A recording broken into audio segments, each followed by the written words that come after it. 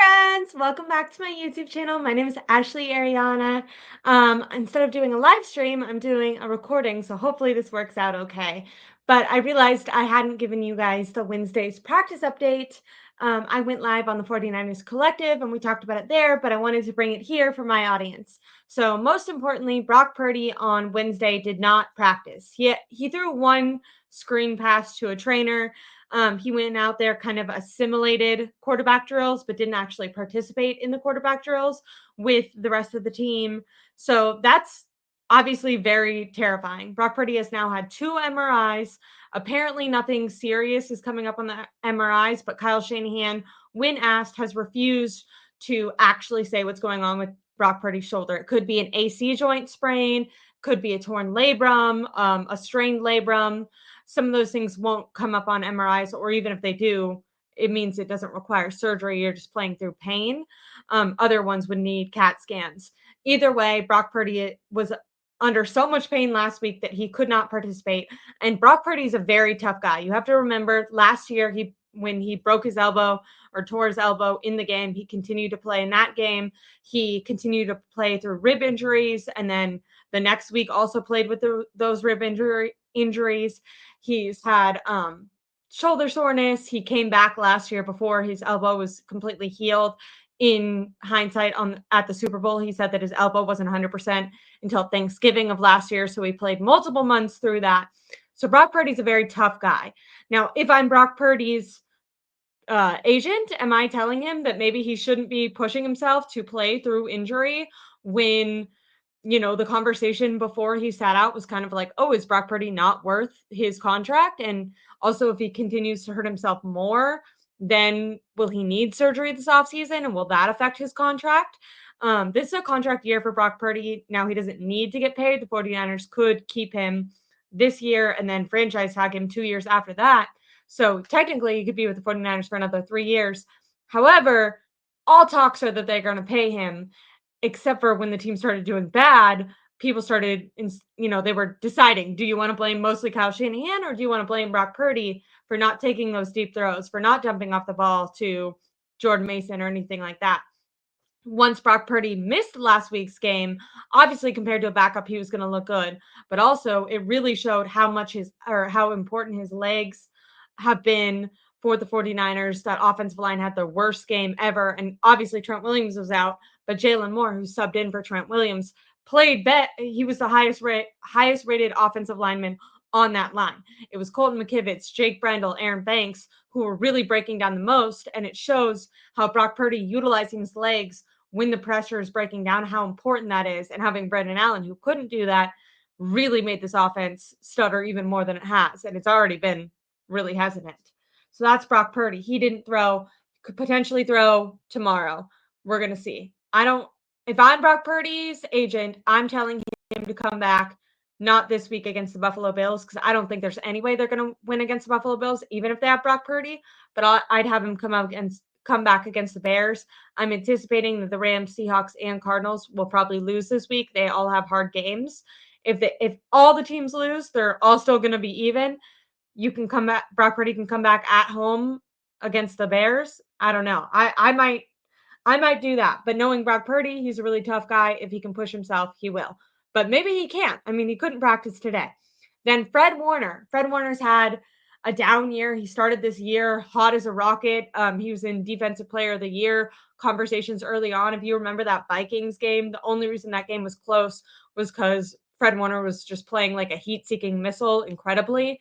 And then last week against Packers, he had his worst performance. He's had 4 missed tackles. He's been missing tackles consistently this year.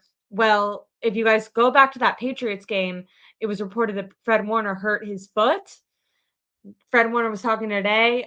It's unclear if it's a foot or ankle injury because, once again, the 49ers have been horrible at reporting injuries. But Fred Warner himself said that he was dealing with a fracture, and he's been getting Toradol shots, like inflammation shots and painkiller shots, every game since then. So he's been playing through injury, and he basically said he's anticipating he's going to have to play through injury until the end of the season because the only way it gets better is with rest. And obviously he's not.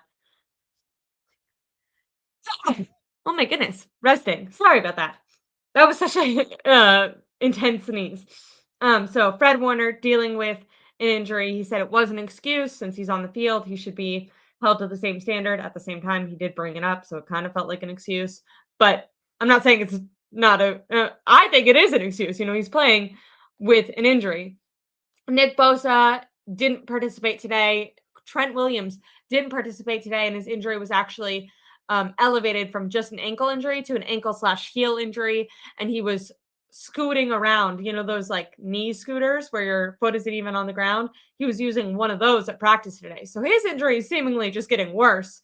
It's up in the air whether or not Trent Williams will even fly with the team or if he'll be able to play. Nick Bosa said that he feels better than he did last week, but not good enough to play as of Wednesday.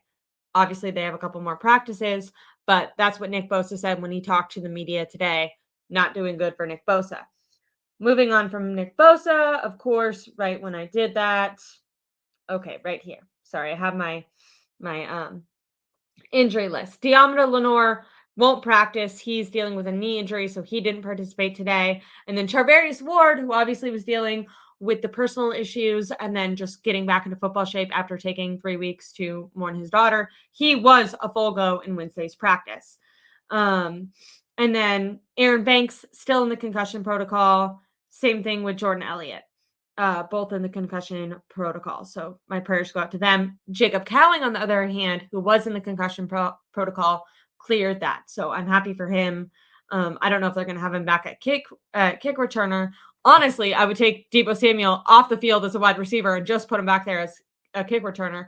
He seems to need that couple 3 to 5 steps ahead before the defense can run down. If he can be full steam ahead, that's when Deebo Samuel can really get some bursts. But right off the line, one-on-one, him against a corner, Deebo Samuel sucks this year. So they're hopefully going to move off of him at the end of this year. But for right now, I might have Jacob Cowing in the lineup as a wide receiver, be giving Deebo Samuel's targets, a little bit more to George Kittle, who never gave up last week and hasn't given up all year and seemingly never gives up, even when he's injured, even when the team is losing. George Kittle brings the energy and the heat. So I would give some of Deebo's targets to George Kittle, some to Ricky Pearsall, who like 2 weeks ago, he hasn't gotten a target for like weeks, but when he did, he got a touchdown. So I would give, maybe 1 or 2 more touches to Ricky and maybe 1 or 2 long passes to Jacob Cowing. He's not the best route runner, but he's fast. Get him down the field. It at least helps open up the defense, even if it's an incompletion. Now the defense knows that they have to, kind of back off a little bit. So I would be willing to have Jacob Cowing take some of Deebo's snaps, have Deebo back there at punt or kick return, punt return, whatever. And then Chris McCaffrey. Kyle was asked why Chris McCaffrey is getting every single snap right off of injury. He completely contradicted himself. He said that Christian McCaffrey hasn't lost a step, and anyone who said that Christian McCaffrey's lost a step is, wrong, and it's just been the offensive line hasn't opened up holes for him. And then he said that in Tampa, there was 2 instances where the offensive line did open up holes for him, but Christian McCaffrey was just a second off. But if he would have been a second, if he would have been right on time, then the yards per carry would look much better on paper, but there's no reason to adjust because he almost saw those holes. I don't know. But so he said he didn't lose a step. And then when people were like, okay, but he's averaging less than 3 yards a carry and he's coming off a major injury, then Kyle Shanahan contradicted himself and said, well, anyone who expected that he was going to come back right away and play like an MVP, that's on you for basically being stupid enough to assume that Christian McCaffrey would be that player right away. And my response to that is, Kyle, you're the one that thinks that. None of us. We're not like mad at Christian McCaffrey. We're like, oh, he's coming off a bilateral Achilles tendonitis. Jordan Mason was top 5 leading rusher in the NFL when he was gone. You should have both of them splitting carries. It shouldn't just be like, oh, the second Christian McCaffrey is cleared, he's back to getting, 20 carries a game. Like that's completely unrealistic. There should be a share. And I don't know. He just talked. He Kyle Shanahan gave word salad today. Didn't really do a good job at explaining that because, like I said, he hasn't lost a step and he's the same player. And then when pushed on that, he was like, well, anyone who thinks he was going to be the same player right away is crazy. And it's like, no, we all knew that. That's why we're saying, why didn't you ease him in to the rotation, especially when you had a guy who was performing? I don't know. Chris McCaffrey didn't participate today, but it was apparently just a rest day, not because of his tendonitis. Although that is an overuse injury. So Kyle, maybe stop overusing Chris McCaffrey. But how long have we said that? I don't know. Dre Greenlaw, that's congratulations to him. He participated today. He was limited, but he was a participant. He is elevated from IR. He's not completely off the practice window. For that, he has three weeks. I think it's 21 days. And today was his first day. They are going to be practicing tomorrow. They're just going to do more of like the morning walkthrough practice, and then the videotape stuff that they normally do, they're going to do on Friday morning instead. But the players will be there. The media, however, won't. So that kind of sucks because last week, Thursday was a big day for trying to decide if Brock Purdy would be able to play. Now we're going to have to wait till Friday. So let me make sure that I've gotten I think that's it for all of the injury updates. Like I said, Nick Bosa, Trent Williams, day-to-day. Charvarius Ward was able to go. And Fred Warner, he's full go, even though he's playing through that injury. And Deebo Samuel's healthy and went on his podcast and said that the 49ers could, still win their division if they win the next 2 divisional games, even if they lose to Buffalo, which, by the way, isn't true. Like, they could lose to Buffalo and still be in it if all the other teams lose, but they would have to beat the Bears. Like, right now, even if they win against the Rams and the Cardinals, the next 2 games that they have against them, they would just be 50-50, so they'd have to have a better record than them to get in, and right now they don't have a better record than them. They have the worst record in their division. So, I don't know. The lack of accountability that hits Kyle Shanahan is the same lack of ability that hits Deebo Samuel. Let me read you some notes from Deebo Samuel's podcast. I'm just going to read this straight off. I took notes and I posted this on Twitter, but for people who don't have it, I said, lack of accountability is insane. On refusing to talk to the media after the Packers game, Deebo said he wasn't obligated to talk to the media. He's the captain. All the other captains talk. The media didn't approach him. He wasn't ducking the media. The media was just lying and trying to make it a big deal. Deebo just left and happened to not go to the podium, even though every other player who's getting paid, over $20 million or even less, George Kittle, Fred Warner, Nick Bosa, Trent, all the team captains every week go and talk to the media.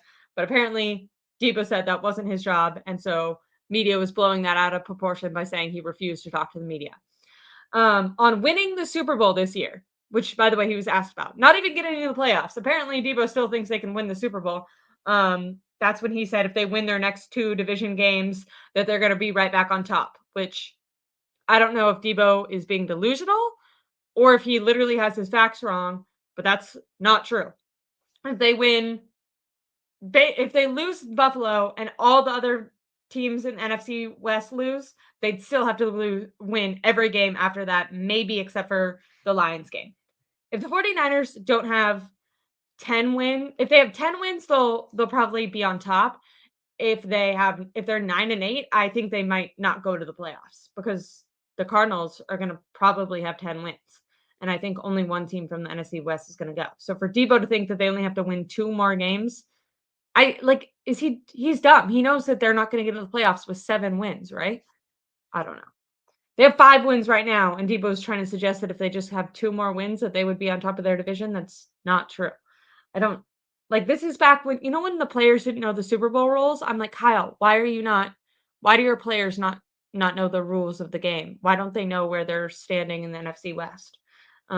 Anyways, regarding his production, he said, when the opportunity presents itself, you can't show me where I haven't showed up.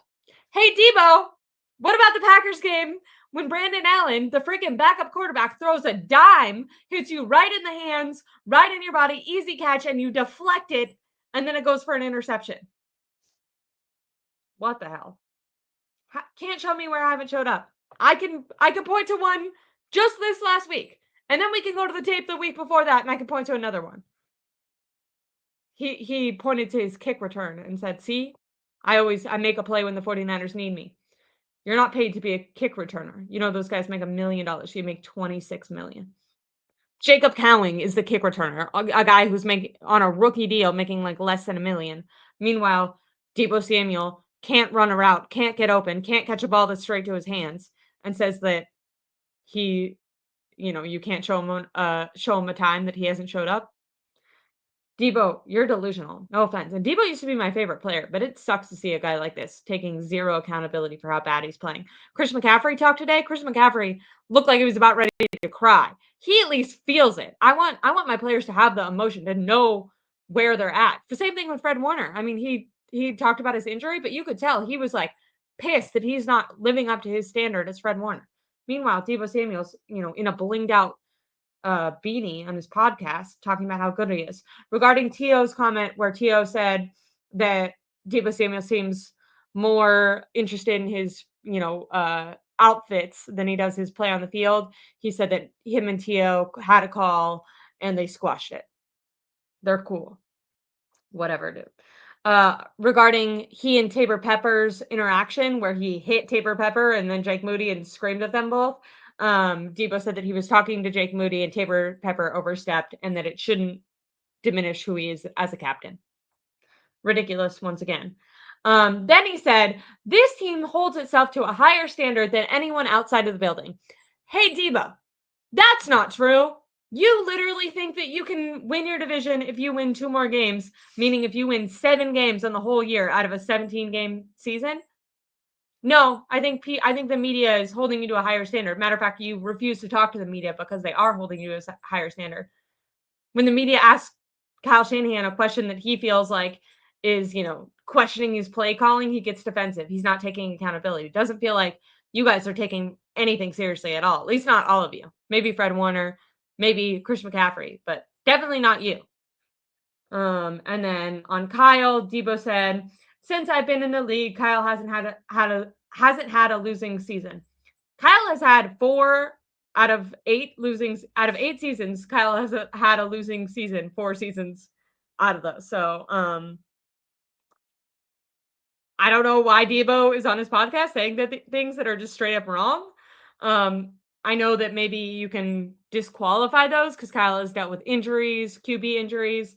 I would say that that's partially happening because Kyle refuses to invest in his offensive line. So year after year, he was having, CJ Beathard, Jimmy Garoppolo, Trey Lance, then Brock Purdy all got injured basically because of offensive line breakdowns.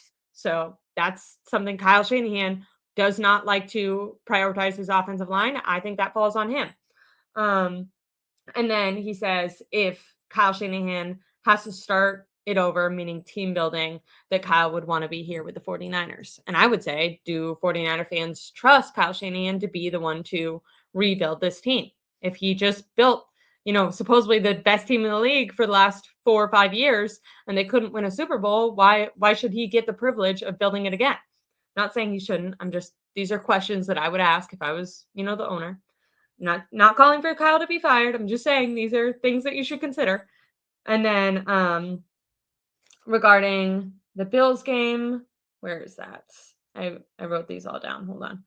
Regarding the Bills game. Nope, I don't want to quote this. I want to see my quotes.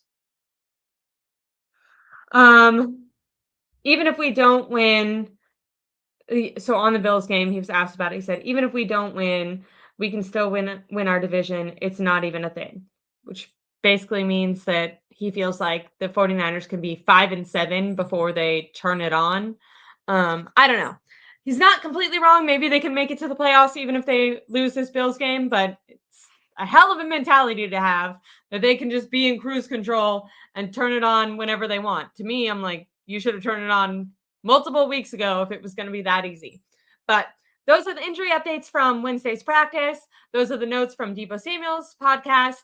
And I will be going live for the rest of this week, preparing you guys for the Bills game and giving you all the updates, especially on Brock Purdy and that throwing arm. I just wanted to give you guys all that today. Please have a wonderful Thanksgiving tomorrow. And if you're traveling tonight, be safe. Same thing tomorrow. Be safe on the roads. Eat lots of yummy food. I love cranberry sauce. I put my cranberry sauce on the mashed potatoes, put my cranberry sauce on some sweet potatoes, put it on that turkey. I'm a big turkey girl. I love that. I'm gluten-free, so haven't found a great stuffing. I made an apple pie, so I'm a big sweets girl. gonna eat a lot of chocolate chip cookies, all that. It was also my best friend's birthday and then my dad's birthday. So I always feel very thankful during Thanksgiving, during November, because I literally have two of my childhood best friends, Angela, and then my dad, and then my best friend Lacey, all in a row. Their birthday. I'm a 80s girl. My dad was a 49ers fan. He's the reason that I'm a 49ers fan now, and just a huge support to me. And then Lacey and Bean, you guys, if you're regulars to my channel, you might have seen them in the chat. They're both huge supporters of me, and I love them all so, so much. So I'm very, very thankful. Love them. And just want to, they are the most special people to me in the world, outside of my sister as well, who is a Gemini. So not a November baby, but a crazy one. Anyways, love you guys so much. Please like and subscribe. Make sure to drink lots of water if you're drinking alcohol too. And have a great Thanksgiving. I'll talk to you guys soon. Like and subscribe. Bye.